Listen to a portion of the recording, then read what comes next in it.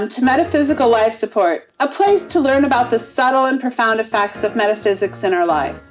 This show is about exploration tools and the people who live in awareness, supporting and inspiring us all to live with and from our source, empowering ourselves to manifest consciously, encouraging us to have compassion and a sense of humor about being human. Today, we're continuing our conversation with our guest, Rosie Potestio. We were talking about gifts immediately before this, and I wanted to finish a point. One of those points is that we don't always have to have skill in areas that we're gifted. I was talking about being an artist.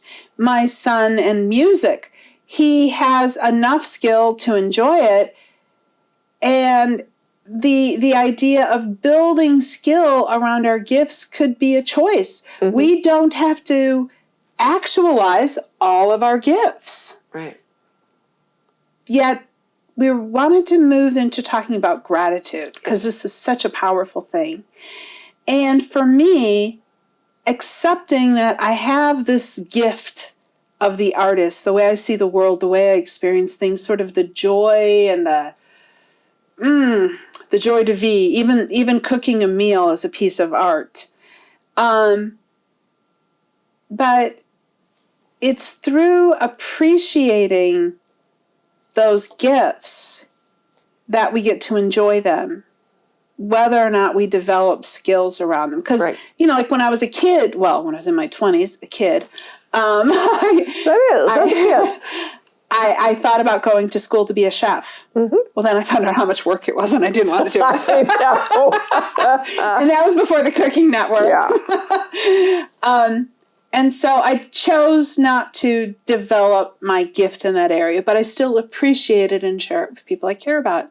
So I'd love to hear your point of view about gifts and gratitude and the richness in that. Yeah. When we talk about our gifts, I come to the point of, okay, what are my gifts? Well, I would say, what brings you joy? And if something brings you joy, that is a gift. Do you love to cook? Yeah. That is a gift. Do you love to care for children? Do you love children? Mine. That is a gift. Do you what brings you joy? Does music, does art, does talking, does reading, does taking a walk in the woods, what brings you joy? And whatever brings you joy is a gift. And therein is our gratitude. And once we recognize that that is a gift, and we can express gratitude for that gift, it brings more. It's like more brings more. So I know when I feel excited and I see the joy in your face, I've met far too many people who, because of the way they were trained, don't allow themselves to go there. Yeah. So what would you say to those people who they don't feel the joie de vivre, and so they don't know what their gifts are? And earlier you suggested that they talk to their friends and people who care about them and get feedback. Well, if you're a musician in an accounting department and you're surrounded by accountants and you know how to balance a spreadsheet, but it doesn't give you joy, and everybody tells you that you're great at balancing spreadsheets because that's what they value, like, how does somebody get to that? Ugh. You start little. You start in baby steps. We all know we have certain gifts, even if it's caring for someone when they're sick, okay? That's a gift. Yeah. And we start to appreciate that about ourselves. So that brings us into gratitude. How do we access gratitude? Because I'll tell you, as I know, the more grateful we are, the more things come into our life, then the more we have to be grateful for. And the more we express gratitude, and the more we have to be grateful for, What am I grateful for? How can I express gratefulness? How can I express gratitude for gifts? What are my gifts? Okay, pick one, anyone, and take baby steps. So when you say baby steps, like the words that come to my mind are permission. Okay. Like, I gave myself permission to go to a pop and paint and have a couple of glasses of wine, and I figured out that this was really fun. That's maybe what I need to do to try and paint. I'd love to paint, and I can't. I have booze at the house. I can't draw a straight line. Okay, after the show, my house, pop and paint. So there's, and there's a point to that, which was, it was the only thing that, like my friend saying, you're coming with me and you're doing this, and me being bored and going with her. By the way, thank you, Krista, because you've changed my life with that. Yes. This experience, just even giving myself that permission, even if it was reluctant, to try things. Not to try things that feel dangerous or toxic or anything like that, but to try going to a painting class or try going to a dance class. If you don't really like it, you don't have to. You don't have to go again.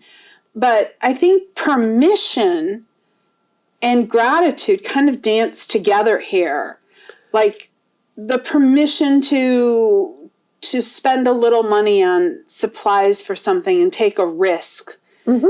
Or the permission to take the risk and show somebody something that you did and be okay whether or not they like it.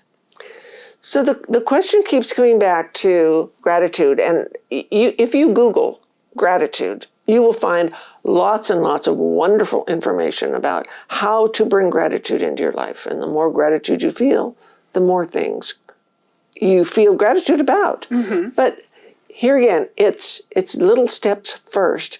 Giving yourself that little intuitive jump start. Okay, so I want to start to practice more gratitude. Where in the heck do I start? Well, I'll tell you where you start. One of the best ways to start with gratitude is a gratitude journal. And a gratitude journal can be as simple as a little pad of paper, and every day you write down 3 things. It can be bullet points. You don't have to write the great American novel. 3 things that you're grateful for, or 1 thing 3 times that you're grateful for. And I always say, I don't care if you're grateful for hot running water and indoor plumbing. Find something to be grateful for. Because here is the thing. When we are looking for things to be grateful for, that's what we focus on, and that's what we see more of. And there are new empirical studies that are being done that shows that gratitude actually changes our brain. It rewires our brain. This is such exciting work. When I first started teaching these workshops and classes, there was none of this. There was none of these empirical studies. And it's just so exciting to see all this. The advances in neurobiology are proving so much in the metaphysical realm. Yes. And like all these things that we intuitively trusted to know all these years, suddenly it's like, oh yeah, well science said. Like the Wall Street Journal has this huge color page article on the way that meditation changes monk's brain. And we've been trying to tell you for years. I know. So I'm really grateful for neurobiology catching up to us weirdos. Absolutely. Yeah. So we challenge ourselves to find things to be grateful for. You know, I can validate that because I am in the process of recovering from some health challenges.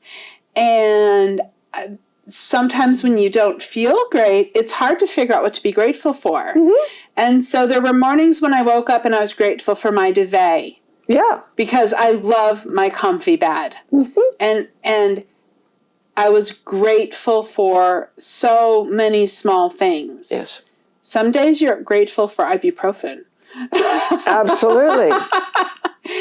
And then that does kind of help shift you into a different mindset. Right. And this is an important point because we talked a lot about this in the last few days.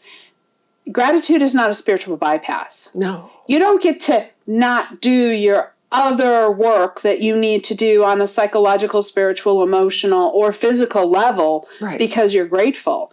But if you're grateful, doing that other work becomes something that's more manageable. It becomes more integrated. Everything starts kind of falling into place, like that puzzle I was talking about. Everything starts integrating, and all of a sudden these things start making more sense.